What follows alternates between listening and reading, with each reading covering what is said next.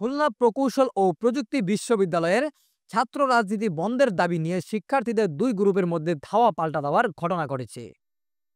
মঙ্গলবার 18 ফেব্রুয়ারি দুপুরে কুয়েট ক্যাম্পাসে এই ঘটনা ঘটে।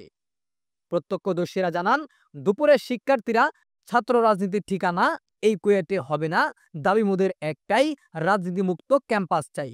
এই ক্যাম্পাসে হবে না ছাত্র রাজনীতির ঠিকানা সহ বিভিন্ন স্লোগান দিতে দিতে বিশ্ববিদ্যালয়ের ছাত্র হলগুলো প্রদক্ষিণ করেন।